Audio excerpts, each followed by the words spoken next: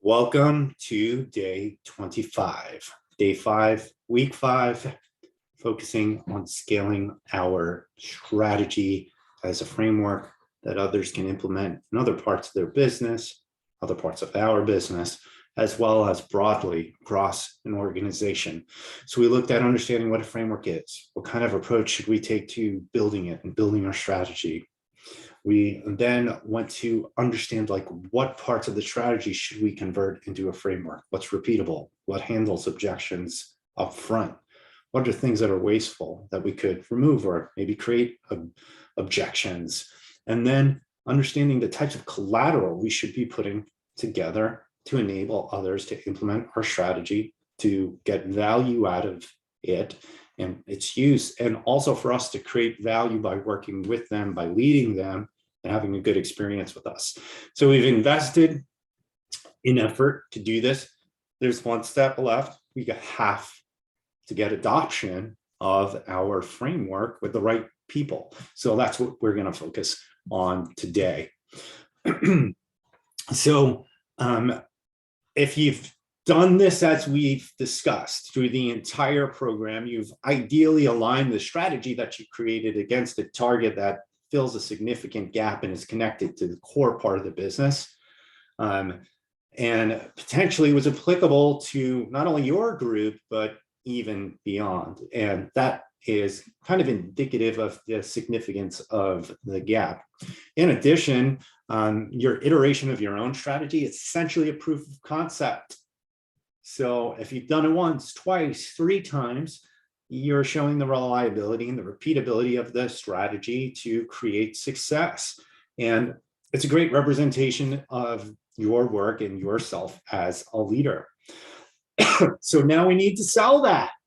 So let's go back to the people that we previously interviewed and where your strategy would be relevant, make them aware of your strategy and the success of the implementation. It's a proof of concept. You hit a home run with it. Maybe you hit a home run with it a few times because it's reliable. Now we want to make those people aware of the success that you've had. You want to connect the strategy that you put together back to the challenges that they faced, and then kind of like repeating off of week 3. It's not about bloating. You want to get their feedback on your strategy, right? This is the main justification for you to have the conversation with them, is to get the feedback on the thing that you did versus showing off. I'll talk about this next week in terms of meetings, but at an executive level, generally a show-off meeting is not really appreciated. And specifically, you want to get that feedback on how the strategy could be implemented and would be relevant for their challenges. So kind of getting them to see the success and getting them to come up with the idea of, wow, this would be great for things that I'm facing. And like, how can we do this? So you get them thinking. And ultimately, if they agree, ask them who else you should speak with to get feedback and to understand their level of involvement. There might be other stakeholders involved, especially if it's more broadly applicable, and you kind of want to get this lead list of other stakeholders for you to speak with, right? You want to have that similar conversation again, to seeking to understand. And if they say to you no, then ask who you think that you should speak with. Maybe there isn't that kind of next person in their own group, but maybe there's other people in which the challenge could be applicable to other parts of the business. Just waiting for the delay in the slides. Here we go.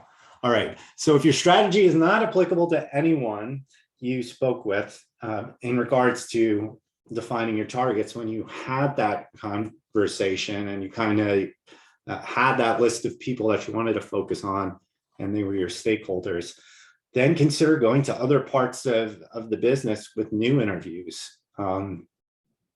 And you could consider doing this regardless, because you're going to want to find like the next best opportunity for the strategy that you developed in the business.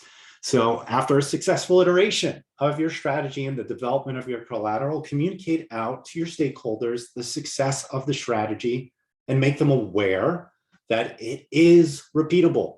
You have the collateral available, and recommend opportunities to scale the impact through these interviews. You found the opportunities for your strategy. Before you kind of finding the opportunities for you, now you're finding the opportunities for this thing that you made. And then this is kind of like where an agile approach, it could be really beneficial, right? Because as you're going through these iterations, you're building out the strategy, and then you're also thinking about like the components that could be in a framework. Maybe you're starting to create the collateral around like communications and spreadsheets and tracking. But when you're creating it, you're thinking about like, oh, this might be applicable to other parts of the business. So I want to make this really professional.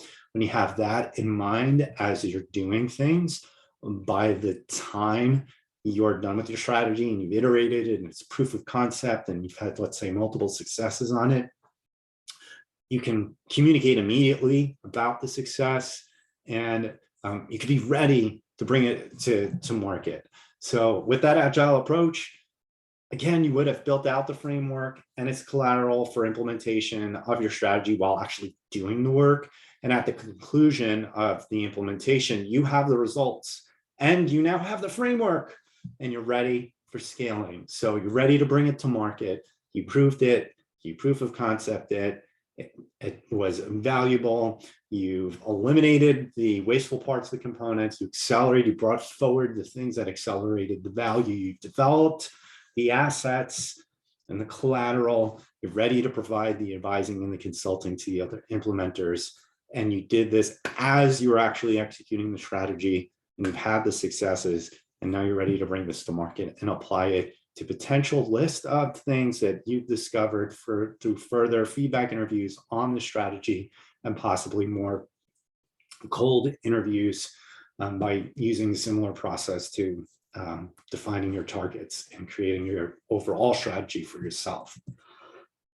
So, action items.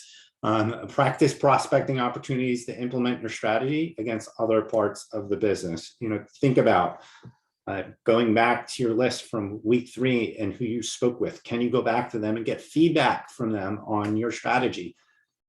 Who might be the additional people they would say for you to speak within their team, outside of their team, to either have these warm leads or these cold leads for your strategy, to sell it in and find other places to implement your strategy and to scale it out. So as we've gone through this program, you can see the exercises expand more and more in scope, right? So when we start with ourselves, we start with others, we start with what we're targeting, we're starting, and then we're working on the efficiency of our execution, and we've improved those habits. And now we're ready to scale out our strategy to other people and directly and indirectly get access to broader scope. So this concludes this week. Kind of just reviewed it, but go ahead here and follow my slides. But the big takeaway, everything's highlighted in that leadership statement that I like to put forth, that practical and pragmatic leadership statement. The totality of the goals we pick and the decisions we make, our ability to motivate ourselves and others to make our targeted outcomes more accessible and consistently probable. So your frameworks export your leadership, right? It helps you get that more scope, more scale. It allows other people to do what you did and for you to lead them to do it. And that's what enables you to become like that leader builder. Ultimately, as you scale and scope up through these habits, you're not only going to be creating great opportunities for yourself, but for other people, and you're going to help them to become leaders. And that will also be indicative of your reliability as a leader. All right. So what did we do this week? We talked about what is a framework in relationship to your strategy? What are different approaches for building a framework and building your strategy, agile or enterprise approach? What are the components of the strategy that are successful, either by accelerating value, by handling objections more upfront, or by when they're eliminated, they don't create any objections. What are the pieces of collateral and the things that you can do to turn those components into something other people can take and iterate and implement? And then finally, when you have the outcomes, when you have the methods, you have the framework, you've got the comms, you've got everything, go back to your stakeholders, see if there's a fit through feedback for applying your strategy more broadly, or finding leads to have conversations with other people to see if your strategy can be applied. All right, so we've gone through these 5 weeks of the program, and our scale and scope has been expanding. We've become more and more of a transformational leader, building out our transformational leadership practice and developing the habits to get there.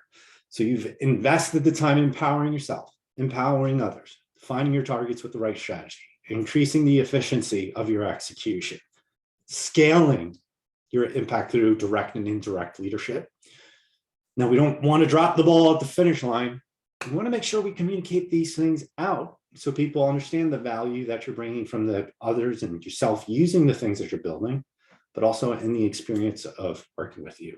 So see you next week. We're going to focus on our executive level communications in order to exceed expectations and conclude the program. I'll see you then.